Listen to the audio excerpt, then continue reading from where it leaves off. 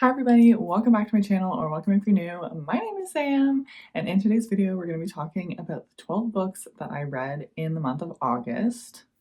I can't believe we're in the beginning of September. I feel like this year has flown by, but also been the longest year.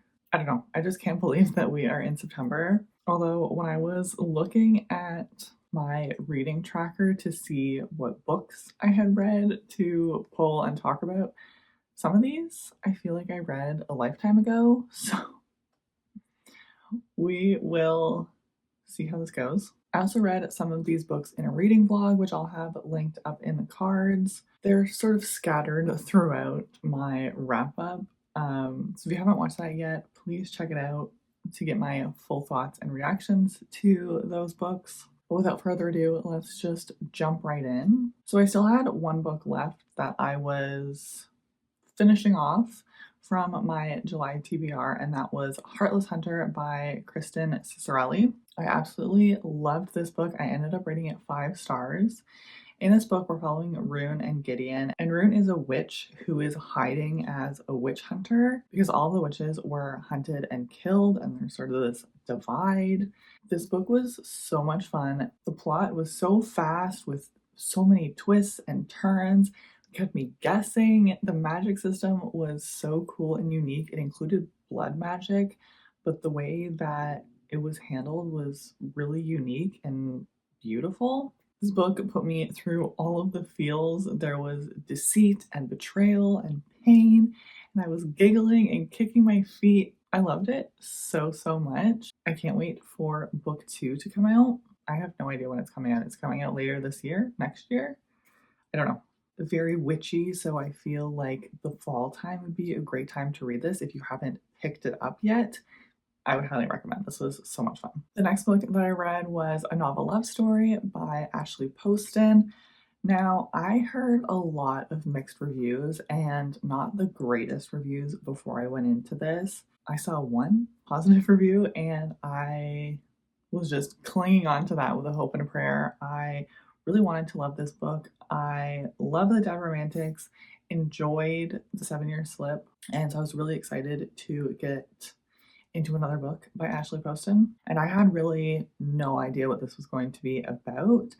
And I ended up reading this 5 stars. I loved this book. It felt like pure magic, just really reminded me why I love reading. This was such a beautiful story. I would definitely say this is more of a women's fiction as opposed to a romance. I feel like that's the case with a lot of Ashley Poston's books, much like Emily Henry. It's a lot more like falling in love with life and like rediscovering yourself and working through various things that are happening in your life with also a romance. And they're just so pure and wonderful. In this one, we're following Eileen, who is kind of going through a rough patch in her life and is supposed to be going on a road trip to visit a cabin to spend a week with her bookish besties, having their like book club sort of vibe, just being able to hang out together, read and discuss books. But it turns out that nobody can come, and she ends up still going by herself anyway because she just needs the time. And she ends up stumbling across this small town, which ends up being the small town centered around her favorite romance book. So she falls into this story, and like I said, this book is just pure magic. I think I just read this book at the perfect time and just aligned with a lot of things that I was feeling. I just loved it. The quotes and messaging around books and how these stories can save you in painful and difficult situations that you're going through in your life. Just, it was like a warm hug. I loved it so, so much. The next book that I read was The Paradise Problem by Christina Lauren. I went into this book with zero knowledge at all. I kind of just expected this to be a silly, goofy vacation book, and it definitely was that. In this book, we're following Liam and Anna, who had gotten married in order to be granted housing while they were doing their undergrad, I believe, because this one housing block was only for families. So this book starts when they divorce and separate because Liam had finished his degree and he was moving on. When something happens and I have to come back together and pretend to still be married for his family. And this was just so much fun. It was definitely a silly, goofy time. I didn't really like Anna to begin with. She felt really chaotic and just ridiculous. But as the book went on, I definitely liked it a lot more. And there was some very important messaging in this book just about society as a whole.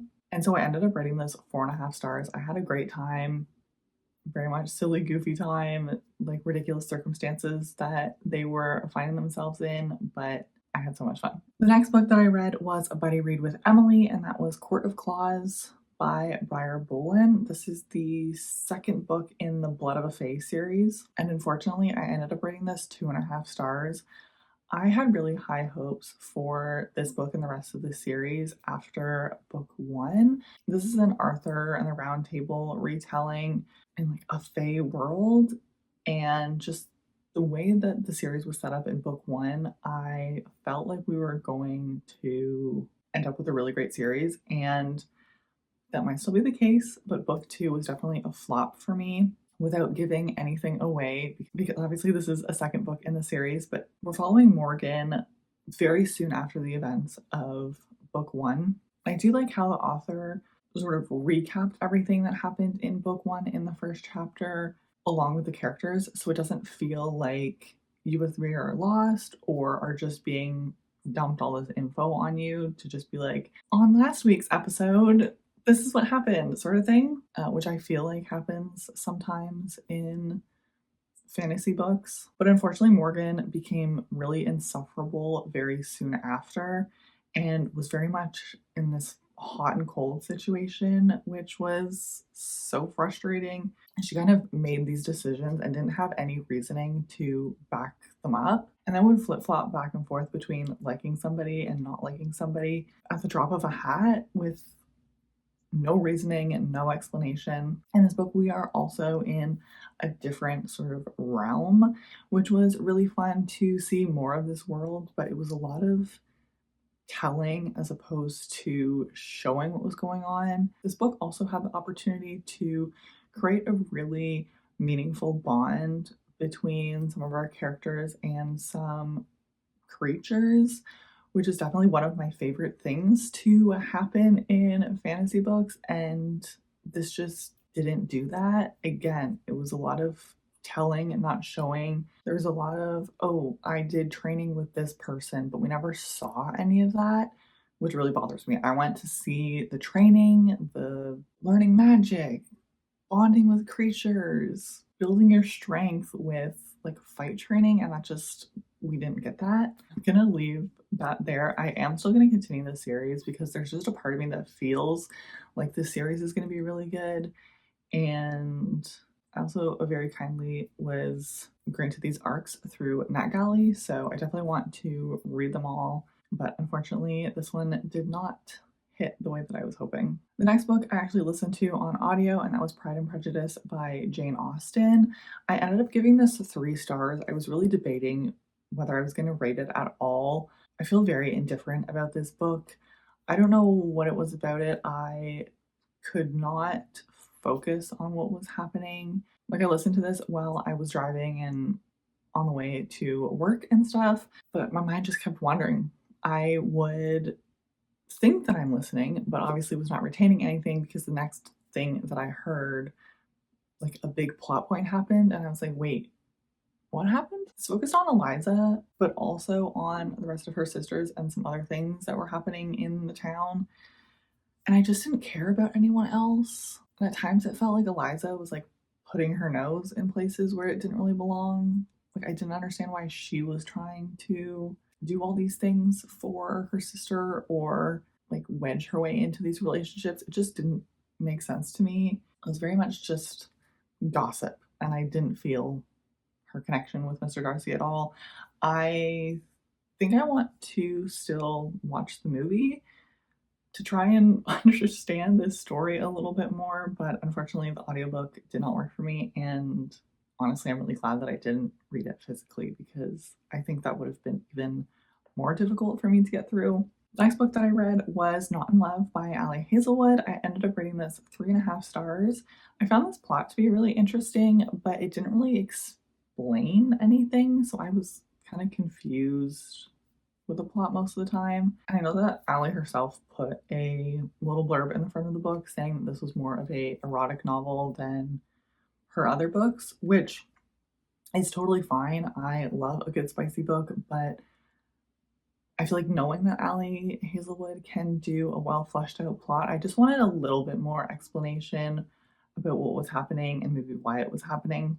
We definitely got explanation at the end, but as somebody who's not a business girly, I didn't really know what any of the business jargon meant, which our main character didn't either. So it kind of makes sense that we didn't.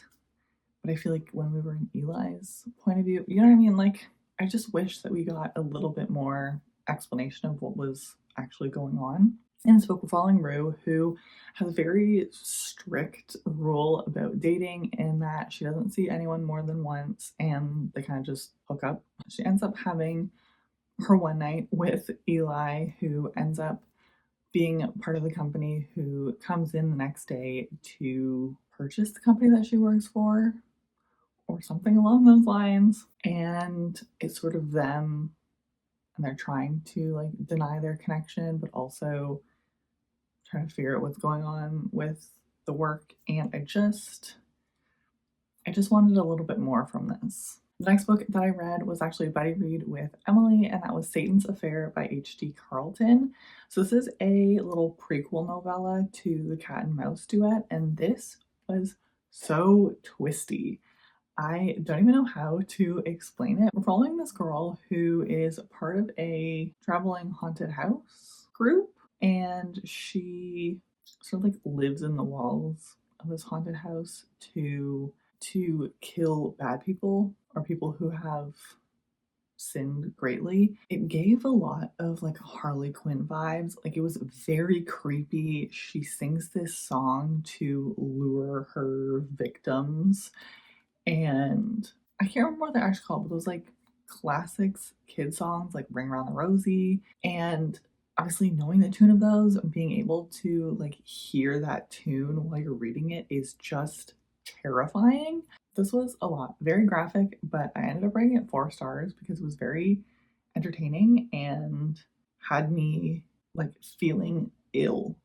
Like I had to take this book slowly because I felt sick reading it. The next book that I read was This Summer Will Be Different by Carly Fortune. I was really, really excited to read this book. I just had a feeling that I was going to love it. I ended up bringing it 4 stars. So this lands in the middle of all of Carly Fortune's books for me. I definitely did still enjoy it, but there was just a couple things that I didn't love. This book is a then and now timeline. In the then timeline, we're following Lucy, who is visiting her best friend's house in PEI with her, and she ends up running into her best friend's brother before her best friend arrives, and they sort of get together and then realize, oops, we're not actually supposed to fool around or anything because you're my best friend's brother. How do you not know who your best friend's brother is? Like, there haven't been any pictures, or I understand that he has a nickname, but you're not gonna like tell them in advance. I don't know. I feel like there was just not great preparation to meet your best friend's family. And in the now timeline, her best friend is due to get married, but she runs off to PEI, but she won't say why or what's happening. So Lucy goes out there to try to help her figure out what's going on. I did really like Lucy and Felix's connection, but it didn't feel entirely believable all the time because they only saw each other once a year for 5 years. Like, how well can you really know a person, especially if you're not talking outside of that time? It just felt very strange that they knew each other so deeply. Lucy was also very aggravating at times, and she definitely needed to be called out a lot sooner than she was. is. I'm really sorry if you can hear that background noise. I think the garbage truck is passing by. I just wish that we saw more growth from our characters. I definitely enjoyed this book, but I did want a little bit more from it. I'm sorry if the camera angle changed. I think I kicked my tripod, but anyway, the next book that I read was Red Rising by Pierce Brown. I ended up rating this 3.5 stars. I really wanted to like this more than I did, but I think I decreased my own enjoyment because I tried to read this too quickly. I definitely did not give this book the time that it deserved, but I really wanted to finish my TBR for the month. So I've heard this book described as Hunger Games in space, which it is kind of, but I definitely went in with the wrong expectations as well. I'm very intrigued to continue the story. There's just a lot that goes on, and the slang and lingo that is used in this world that's not really explained at all. I found it difficult to pick up on at times, but it's very like it was a very interesting read and like a take on a social experiment. I'm very excited to continue. I just don't know when I'm going to pick up the next book, but I feel like I have to pick it up really soon because I'm going to forget everything that's going on. The next book that I read was another buddy read with Emily, and we read Off to the Races by Elsie Silver. This is going to be in a reading vlog actually in the next couple of weeks, so I'm not going to go too far into this, but I ended up rating this 4.5 stars. I absolutely loved it. I am so glad to be back in Elsie Silver's writing, and I was a little concerned being this was her first book, but this was just as good as Chestnut Springs, and I just had such a good time. In this book, we're following Vaughn, whose grandfather just passed away, and there's some drama tied to his name and their horse ranch. So he is trying to take over the business to get them back into their like good graces and stuff. And in comes Billy, who is hired on to be a horse trainer, and obviously they have a connection, and there's some fantastic bonding with a horse. This was so cute and so much fun. I was smiling and giggling the whole way. I loved it. The next book was another audiobook for me, and that was Mixed Signals by B.K. Borison. This is the third book in the Lovelight series, and I ended up rating this 3.5 stars. Unfortunately, I think the audiobook version decreased my enjoyment of this book. In this book, we're following Layla, who is the owner of the bakehouse on Lovelight Farms, as well as Caleb. Layla has a history of horrible dates, and Caleb also says that he has difficulties dating, so they made this agreement so that they could help each other out and give each other pointers where they were wrong. And I just don't think I love the practice trope. I don't know. And it might just be like the mood that I'm in currently. This book just did not hit for me. It was definitely very cute, but I sort of found the conflict to be a little bit ridiculous. It also felt very surface level. I wanted more backstory and character growth for both of our characters. And the narrators, especially the one for Layla, I found she paused at weird spots in the middle of sentences, so it broke up the flow of the book. And it was so breathy that at times it sounded like she was definitely whispering, and I couldn't tell what the narrators were even saying. So I don't even know what happened at some points. And then the last book that I have finished this month is Reckless by Lauren Roberts. I was really nervous to go into this book, but I'm glad I waited a little bit and had the right expectations. This is definitely a bridge book. And I also listened to the What She's Reading pod, their podcast episode with Lauren Roberts, which definitely helped my appreciation for this book. I ended up rating this 4 stars. The banter in this book is so good. I was smiling and giggling like the whole way through. But this is definitely a character development book and not a plot book, which obviously I still enjoyed my time with this book, but there was definitely some parts in the middle of the book that I felt could have been removed because it felt like these scenarios and situations that our characters were finding themselves in were just thrown in there just to extend the book. And it was getting a very repetitive, very much this cat and mouse situation with how Powerless ended.